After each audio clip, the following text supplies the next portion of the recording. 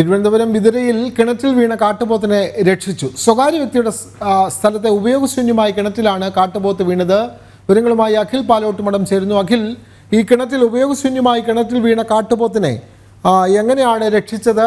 ആ കിണറിൻ്റെ മണ്ണ് മാറ്റി ഫയർഫോഴ്സ്, പോലീസ് അടക്കമുള്ള അധികൃതർ അങ്ങോട്ടേക്ക് എത്തിയാണോ അതിനെ രക്ഷിച്ചത്? അഖിൽ, വിനോദ്, ഇന്ന് രാവിലെ 11 മണിയോടുകൂടിയാണ് തിരുവനന്തപുരം വിതുരയിലെ പരുത്തിപ്പള്ളി റേഞ്ചിൽപ്പെടുന്ന മാങ്കാല പ്രദേശത്തെ ഒരു ഉപയോഗശൂന്യമായ കിണറ്റിലേക്ക് കാട്ടുപോത്ത് വീഴുന്നത്.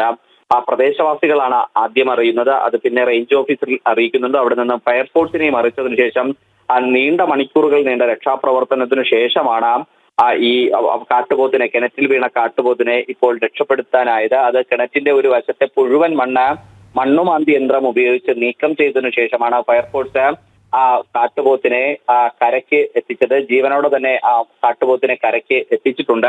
നേരത്തെ ഒരു ഘട്ടത്തിലൊക്കെ തന്നെ മണ്ണുമാന്തി യന്ത്രം ഉപയോഗിച്ച് മാറ്റാൻ ശ്രമിച്ചെങ്കിലും മഴ കാരണം ചില ബുദ്ധിമുട്ടുകൾ നേരിട്ടിരുന്നു. ഈ സാഹചര്യത്തിൽ മയക്കുവെടി അടക്കം വെക്കുന്ന കാര്യത്തിൽ തീരുമാനമെടുത്തെങ്കിലും പക്ഷെ അത് കിണറ്റിലായതുകൊണ്ട് മുമ്പ് ഒരിക്കൽ കിണറ്റിൽ വീണ ഒരു കാട്ടുപോത്തിന് ഇതുപോലെ മയക്കുപിടി വെച്ച് അത് മരണപ്പെട്ടു പോകുന്ന ഒരു സാഹചര്യം ഉണ്ടായിരുന്നതുകൊണ്ട് അത്തരത്തിലൊരു തീരുമാനം വേണ്ട എന്ന് പിന്നീട് റേഞ്ച് ഓഫീസർ തീരുമാനമെടുക്കുകയായിരുന്നു. എന്തായാലും മണിക്കൂറുകൾ നീണ്ട ശ്രമത്തിനു ഫലമായി ഇപ്പോൾ കാട്ടുപോത്തിനെ കരയ്ക്ക് എത്തിച്ചിരിക്കുകയാണ് വിനോദ്.